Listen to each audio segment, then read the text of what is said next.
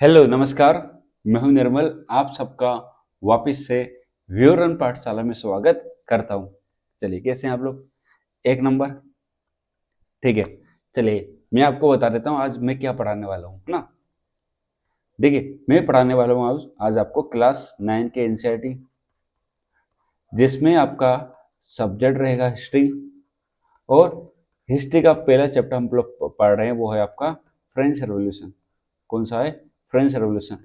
French revolution लगभग 90% में 4 video में खत्म कर चुका हूँ। ये 5वीं वीडियो रहेगी, है ना। इस 5वीं वीडियो में जो हम डिस्कस करने वाले हैं वो कि आखिर किस प्रकार से महिलाओं ने रेवोल्यूशन किया। ठीक है, चलो स्टार्ट करते हैं। देखो क्या हुआ था। शुरू से हम देखते आ रहे हैं, हमने देखा नेशनल असेंबली बनी, मोनार्की थी, मोनार्की के बाद कॉन्स्टिट्यूशनल मोनार्की आई, कॉन्स्टिट्यूशनल मोनार्की के बाद क्या आया भैया? आपका रिपब्लिक आया।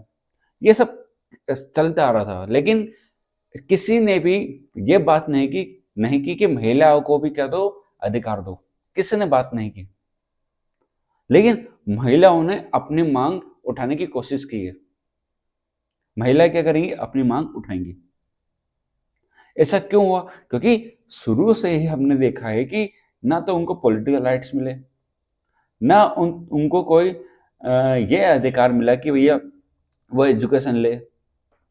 मतलब उनको ना के बराबर के क्या दिए गए थे, अधिकार दिए गए थे। अब वो किस प्रकार से अपनी मांग उठाएंगी, है ना, किस प्रकार से रेवोल्यूशन करेंगी, चलिए देखते हैं, स्टार्ट करते हैं। चलिए देखिए, हमने देखते आ रहे थे कि भैया जो महिलाएं थी शुरू से एक्टिव रहेंगी फ्रेंच की सोसाइटी के अंदर। और रेवोल्यूशन में रेवोल्यूशन में भी उन्होंने एक्टिव तरीके से पार्टिसिपेट किया था।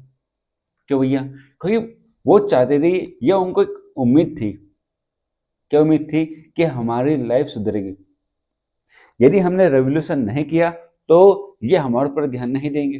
ध्यान मतलब उनकी मांगों को लेकर, है ना। उन्होंने सोचा कि एक काम करते हैं, अपन बड़े रेवोल्यूशन करते हैं।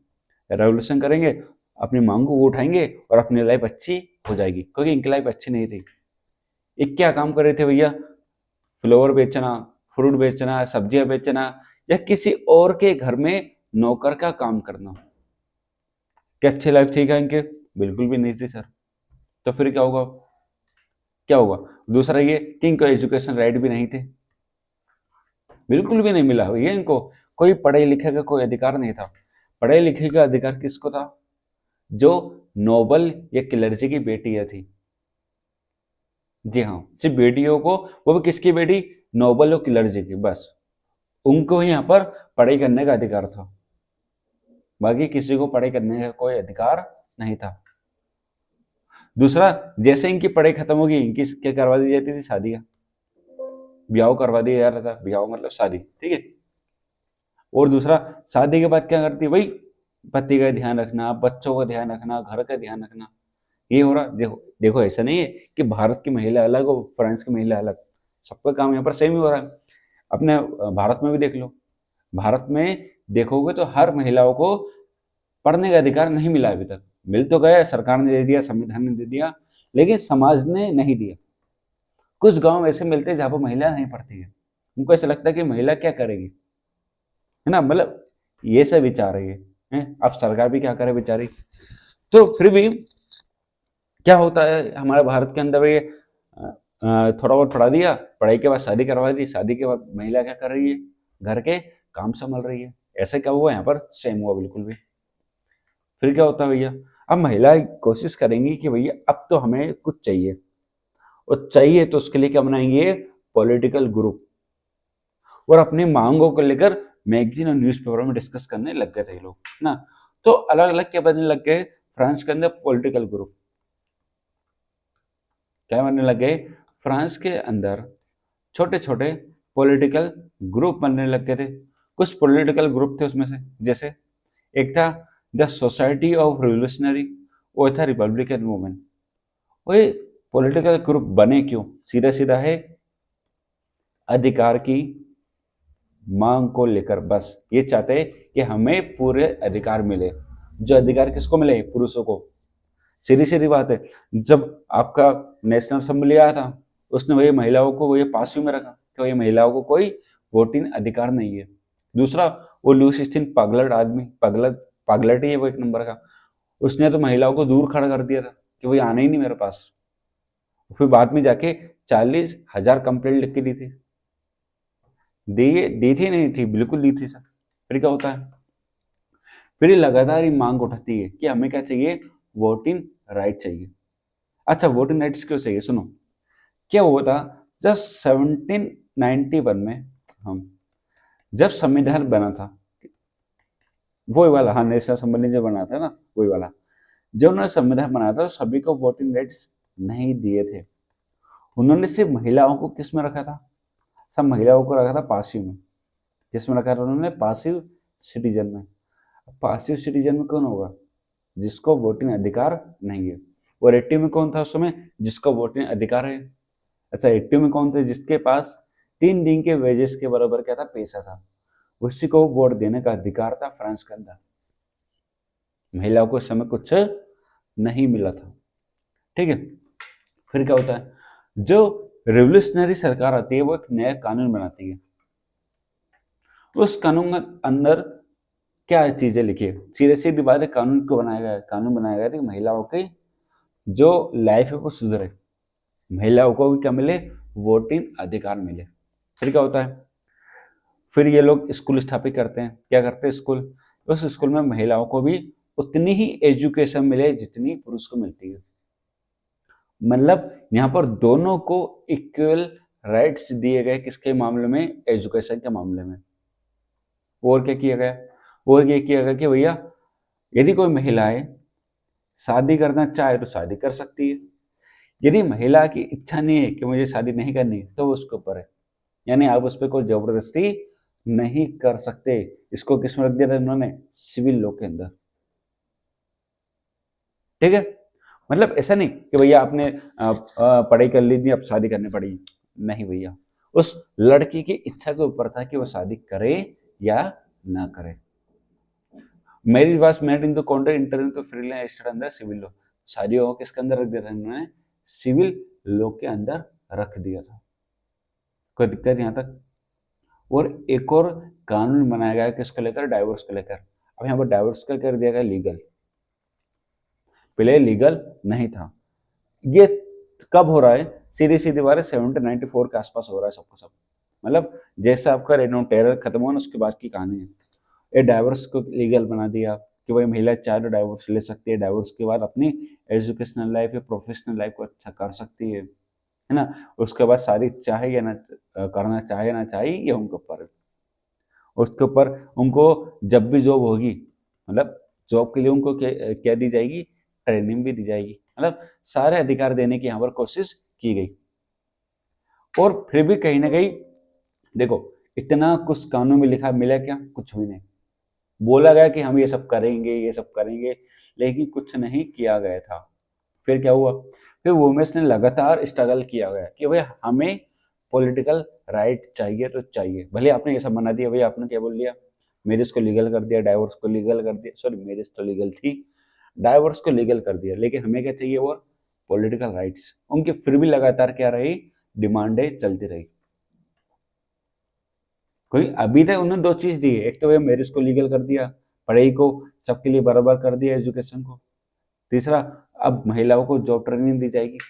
लेकिन हुआ क्या, जब रेन ऑफ टेरर चल रहा था, जब नई सरकार बनी थी, तो नई सरकार ने महिलाओं को कोई अधिकार नहीं दिए, ज्यादा अधिकार उनको नहीं मिले थे 1794 के समय। यदि कोई महिलाएं मांग करती है तो उसको जेल में डाल दिया जाता था या उनको फांसी पर लटका दिया जाता था।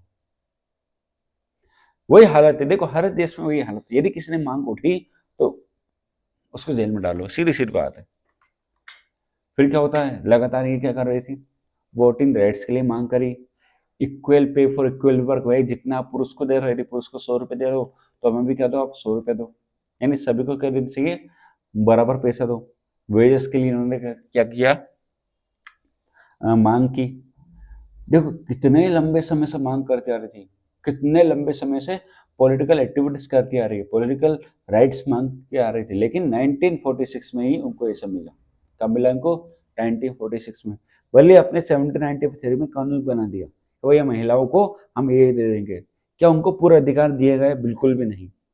लगातार उन्होंने स्ट्रगल किया कि भैया नहीं, हमें हमारी मांग चाहिए, या हमारी मांगों को पूरा करो, हमें हमारे अधिकार चाहिए। ठीक है, ये लगातार क्या उठी इसकी, इसके लिए मांग उठी, और 1946 में जाके सरकार ने उनकी बात सुनी और उनको कर दिए सारे अधिकार। हर देश की कहानी अब हमारे भारत को देख लो, अभी भी कहीं ना कहीं महिलाओं की स्थिति दयनीय है। दयनीय मतलब अभी भी कुछ जगह ऐसी है, या हम कहेंगे कि महिलाओं का पार्टिसिपेशन हर एक चीज में बहुत कम है, खासकर पॉलिटिक्स में, एजुकेशन में, है कि नहीं? कम, बिल्कुल कम है। तो इसको बढ़ाना चाहिए, है कि नहीं? बिल्कुल बढ़ाना चाहिए। चलो ठीक है, तो यहीं पर महिलाओं का रेवोल्यूशन क्या होता है, खत्म होता है। तो थोड़ा सा पानी पी लिया जाए।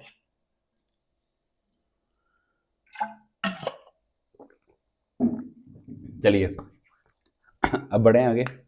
चलो अब हम पढ़ेंगे अबोलिशन ऑफ स्लेवरी। स्लेवरी क्या था मतलब समझो, मैं थोड़ी सी कहानी समझा दूं एक बार।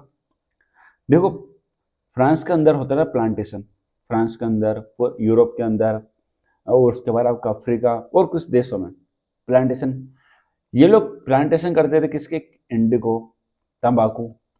अब ये प्लांटेशन के लिए, प्लांटेशन में काम करने के लिए चाहिए लेबर, चाहिए कि नहीं चाहिए लेबर? बिल्कुल चाहिए। अभी लेबर ऐसे तो मिलेंगे नहीं, तो लेबर की करते थे सप्लाई। क्या करते थे? सप्लाई।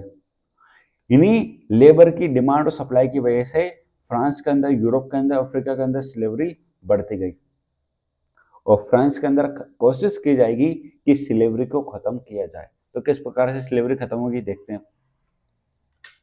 क्या होता है, जेकोबिन क्लब ने के समय कुछ कॉलोनियां बनी थी, जो कि किसकी थी? स्लेवरी, स्लेव की थी। स्लेवरी मतलब होता है गुलामी करना, ठीक है, एक प्रकार से। कुछ कॉलोनी जैसे मार्टिनिक थी, ग्वाडेलोप थी, सेंट डोमिंगो थी, यहाँ पर लगातार स्लेवरी की डिमांड होती थी यहीं से ना। क्यों भैया स्लेवरी क्यों हो रही? मैंने बता चुका ना, प्लांटेशन के लिए। प्लांटेशन किसका? तंबाकू ना, आपका तंबाकू, इंडिगो, शुगर। यहाँ इनके प्लांटेशन के लिए क्या चाहिए? लेबर की जरूरत है, और लेबर कहाँ से मिलते थे? इन फ्रेंच कॉलोनी से मिलते थे, ठीक है। लेकिन अब ये देखो, लेकिन छोड़ो, अब ये वाला डायग्राम देखो, पूरा ही समझ जाना। ये है आपका अफ्रीका, ठीक है, और ये है आपका साउथ अमेरिका, और ये आपका इधर यूरोप हो गया पूरा। अब यहां से देखो पूरा ट्रायंगल बना हुआ है। क्या बना हुआ है? पूरा ट्रायंगल। इस ट्रायंगल में देखो आपको Caribbean sea, Atlantic ocean, Pacific सब कुछ मिलेगा, ठीक है। अब यहां से देखो, एक बार इसको समझ लो अच्छे से, पूरा समझ में आया। देखो यहां से शुगर के लिए, कॉफी के लिए, तंबाकू लिए क्या जा रहे हैं? यहाँ पर क्या जा रहे हैं? स्लेव जा रहे हैं, और स्लेव को ले जा रहे हैं एक शिप में भर भर के। और टेक्सटाइल के लिए, ब्रांडे के लिए, आर्म के लिए यहाँ से स्लेवरी जा रही है। और सारे स्लेव देखो हर जगह क्या हो रहा है? सप्लाई हो रहा है कि नहीं हो रहे? अरे जहां जिसको जरूरत है वो क्या ले रहा है अपने आप से? स्लेव। तो ये क्या बन चुका है? ट्रायंगल बन चुका है स्लेव का। अफ्रीका, यूरोप, साउथ अमेरिका, जिसमें आ चुका है। एक क्या बन चुका है? पूरी तरह से ट्रायंगल बन चुका है। बना कि नहीं बना सर? बिल्कुल बन चुका है। इन्हीं ट्रायंगल्स में सब डिमांड और सप्लाई होती है किसकी? स्लेव की, ठीक है। ये देखो ये सब लिखा हुआ है कि कहाँ से क्या सप्लाई होती थी। ये कि भैया फ्रांस के अंदर देखोगे कुछ पोर्ट है, बोर्डिक्स का पोर्ट है यहाँ पर कुछ, एक यहीं फ्रांस के आसपास देखो बोर्डिक्स का पोर्ट है, जो अफ्रीका की ओर जाता था। मतलब यहाँ से पैक करो, कहाँ भेज दी? अफ्रीका। अफ्रीका से सप्लाई है तो कहाँ भेज दिया? फ्रांस के अंदर। ये देखो यहाँ अफ्रीका से कहाँ जा रहे हैं? ये साउथ अमेरिका, ये इधर एशिया की तरफ जा रहे हैं, एशिया की तरफ नहीं जा रहे, यूरोप की तरफ जा रहे हैं। यहाँ से देखो, यहाँ से कहाँ जा रहे हैं? फ्रांस की तरफ जा रहे हैं। तो मतलब एक ट्रेंगल चल रहा है पूरा। क्या चल रहा है? ट्रेंगल। जो स्लेव को ये शिप में पैक करके 3 महीने की सफर में कहाँ पहुंचते थे? ये अटलांटिक के कैरिबियन सी में। और ये किसको बेच दिए जाते थे? प्लांटेशन ओनर को। वह कोई इंडिगो का ओनर होगा, कोई शुगर का ओनर होगा, उसको स्लेव बेच दिए जाते थे। लेकिन अब कोशिश की जाएगी ना इनको खत्म करने की, तो नेशनल असेंबली ने कोशिश की थी, एक काम करते हैं भैया इनको खत्म करो। लेकिन उसके मन में डर था। डर किसका था? बिजनेसमैन था। तो भैया बिजनेसमैन से आता था पैसा, यदि हम स्लेवरी खत्म कर देंगे तो वो कहीं ना कहीं हमारे ऊपर क्या होंगे, भड़क जाएंगे। तो उन्होंने कोशिश ही नहीं करी भैया स्लेवरी को खत्म करने की। बाद में जाके एक जेकोब इनकलाब आता है। जेकोब इनकलाब क्या बनना होता है, कन्वेंशन बनता है कि नहीं बनता, बिल्कुल बनता है कन्वेंशन। कन्वेंशन बनाते हुए कानून बनाता है, कन्वेंशन बोलता है कि भैया अब से कोई स्लेवरी नहीं होगी। लेकिन ऐसा नहीं कि भैया जेकोब इनकलाब ने कानून बनाया वो कभी भी खत्म नहीं होगा, नहीं। 10 साल बाद क्या हुआ, नेपोलियन भाई साहब आते हैं, नेपोलियन भाई साहब बोलते हैं भैया ऐसा कुछ नहीं है, स्लेवरी खत्म नहीं होगी, वापस से मैं स्लेवरी को री इंट्रोड्यूस करता हूँ। मतलब जेकोब इनकलाब ने कोशिश की थी 10 साल के लिए स्लेवरी को खत्म करने की, लेकिन ऐसा नहीं हो पाया, स्लेवरी को वापस आया। प्लांटेशन जो ओनर थे उनको लगा कि यार plantation owners the freedom us including the rights to enslave African negroes in pursuit of further economic interest. Plantation को सीधे सीधे अपना अधिकार पता था, वो उनको ये पता था यदि हमारे पास स्लेव नहीं आए तो हमारा प्लांटेशन काम नहीं कर पाएगा। अब उनकी वजह से क्या हो रहा है, लगातार डिमांड और सप्लाई चलते रहे। लेकिन फिर भी 1848 में फ्रांस के अंदर स्लेवरी को खत्म कर दिया गया था। बिल्कुल कहानी समझ में आई कि नहीं, बिल्कुल बिल्कुल आ गई होगी। क्या हो रहा है समझो, देखो लगातार स्लेवरी की डिमांड और सप्लाई चल रही है। क्या चल रही है, डिमांड और सप्लाई। ये डिमांड और सप्लाई क्यों चल रही है, क्योंकि जो प्लांटेशन ओनर है, जैसे कि इसके इंडिगो के प्लांटेशन के ओनर है, कोई कॉफी का होगा, कोई चाय का होगा, तो इनकी जरूरत है किसकी, लेबर की। और लेबर की डिमांड करते कहाँ से, कोई फ्रांस से कर रहा है, कोई अफ्रीका से कर रहा है, कोई साउथ अमेरिका से। तो लगातार ऐसे क्या हो रही है, डिमांड और सप्लाई हो रही है। लेकिन नेशनल असेंबली आती है, कोशिश करती है भाई हम इसको खत्म करें, लेकिन खत्म नहीं कर पाए, क्योंकि उनके मन में किसका डर था, बिजनेसमैन का। कोई भी बिजनेस का लॉस होगा, स्लेव नहीं मिलेंगे तो। दूसरा 1794 में फिर कोशिश की गई कि भाई यानी स्लेवरी को खत्म करो, लेकिन ऐसा नहीं हो पाया। क्यों नहीं हो पाया, कोई 10 साल बाद लगभग 18 के आसपास, 1800 के आसपास नेपोलियन बोनापार्ट ने वापस से स्लेवरी इंट्रोड्यूस कर दी। लेकिन 1848 के पास बाद ये स्लेवरी खत्म कर दी गई। ठीक है, तो ये था पूरा एवोल्यूशन का स्लेवरी, मतलब स्लेवरी का खत्म है ना। चलो ठीक है, समझ में आ, कोई दिक्कत कछु, किसी को कोई समस्या नहीं है ना। देखो कुछ भी नहीं बचा है, लगभग पूरा खत्म हो चुका है। एक छोटी सी कहानी वो बची है नेपोलियन बोनापार्ट की, मैं आपको समझा दूंगा। ठीक है, लगभग 98% हमारा फ्रेंच रेवोल्यूशन खत्म हो चुका है। एक लास्ट वो छठी वीडियो आएगी फ्रेंच रेवोल्यूशन की, बस उसमें आपको पूरी कहानी समझा दूंगा, पूरी कहानी आपको समझा दूंगा। यदि आपको लगता है कि सर मैं रिवीजन करना है एक छोटी सी वीडियो में, तो मैं आपको पूरी कहानी उसमें समझा दूंगा। 10 से 15 मिनट की और बची है, 15 मिनट में पूरी कहानी और समझा दूंगा। ठीक है, चलो तो आधे घंटे की एक वीडियो और आएगी जिसमें 15 मिनट तो मैं आपको और समझा दूंगा, लास्ट वाला पार्ट जो बचा है, और 15 मिनट में हम कर लेंगे पूरा रिविजन। चलो कोई किसी को कोई समस्या, कोई डाउट हो तो पूछ लो, मतलब कमेंट बॉक्स में पूछ सकते हो। क्लास लाइव में रहती है, क्लास रहती है रिकॉर्डेड। और सुनो, ये वीडियो रोज 12 बज के PM, 12 बज के 0 मिनट पे, मतलब 12 बजे क्या हो जाती है, अपलोड हो जाती है, मतलब प्रीमियर हो जाती है। तो आप 12 बजे इसको लाइव दे सकते हो, कमेंट भी कर सकते हो। ठीक है, चलिए तो फिर मिलते हैं आपसे अगले वीडियो में। आप लोग अपने ध्यान रखिए, पढ़ाई कीजिए, और हाँ लाइक शेयर और सब्सक्राइब जरूर कीजिए। और लास्ट में लाइन चल रही होगी छोटी सी, देखो उस पर लिखा हुआ है कि भाई लाइक शेयर और सब्सक्राइब किया करो है ना। फिर चलिए फिर मिलते हैं नेक्स्ट वीडियो में। जय हिंद, जय भारत।